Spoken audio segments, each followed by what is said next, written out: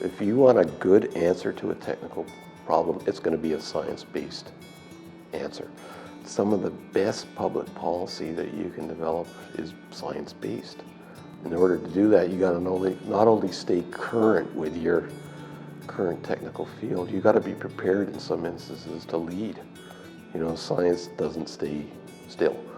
You get an answer to one question, you get 3 more new questions as a result of that answer.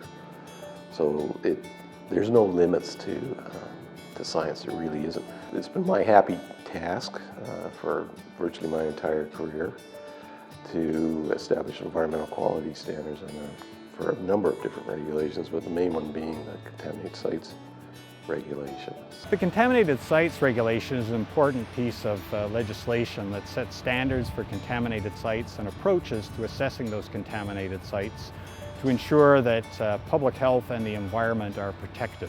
Glenn was with the province before there was a Contaminated Sites Framework in BC, and I think he was one of the key individuals in building that, and he has been instrumental in adopting the best practices from around the world and innovating with the latest science to build the best standards that we could have for British Columbia.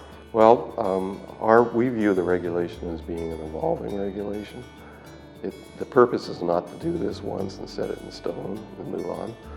We know that science will progress, and science will bring new solutions, new concerns, new solutions. So we need to keep these things current, we need to keep them up to date if they're going to be scientifically defensible, and that's what people want, right?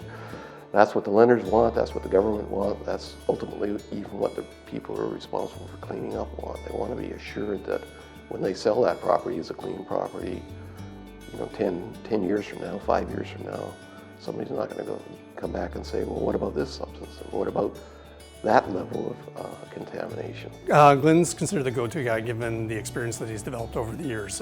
He's never been one to shy away from looking at leading edge science. He's been at the forefront of developing a lot of the policy pieces, whether it's anything from things we need to do because of the science is changing, or he's looking at how we can do it more efficiently. When we fly over to Vancouver, I can look at from the air the number of projects where Glenn's been involved in. He was very instrumental in the early days with Pacific Place. It was, you know, this was never going to be redeveloped. So now there's probably not very many sites around the province where Glenn has a little bit of involvement in, and just the redevelopment and the opportunities that those create. So BC has a lot of firsts. BC is, because we had to build it from scratch, we have a lot of firsts in regards to how you set standards, how you develop on an entire contaminated sites regulatory regime. BC was the first jurisdiction in Canada to have vapor quality standards for contaminated sites. BC was the first jurisdiction in Canada to actually use what's called stochastic or probabilistic risk assessment to remediate a site. We were the first jurisdiction to deal with what we call non-prescribed substances. These are substances that aren't actually listed, named in the regulation. So we have a whole process on how you can develop standards or remedial targets for those kind of substances. You know, the whole regulation is based on continual improvement. That we were doing that before that became fashionable too.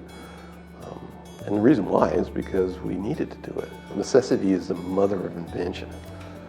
And that's the situation that we were in. So I want to keep us doing that. I want us to keep us be the world leader in much of this stuff. Glenn's legacy will continue to be felt in the province after he retires through the very innovative basis that's been set for contaminated sites and other environmental protection legislation in the province. These legislations provide a sound scientific basis that can be updated over time, incorporating new science, new methods, while maintaining the level of protection for the environment and human health that the public expects. When I go to a remediated site and I see it successfully redeveloped and brought back to a useful function, I feel absolutely fantastic. It's the best reward I could possibly get. It's the best reward anybody in our program can get. That's what we need to see. That's what we're trying to accomplish. I've been unbelievably fortunate because the work that I've done has paid me immediate rewards. Not in the abstract, I mean real, immediately measurable improvements. I got the best job in the world. That's the fact of the matter. I really do. I don't know how I'm going to leave it, to be honest with you.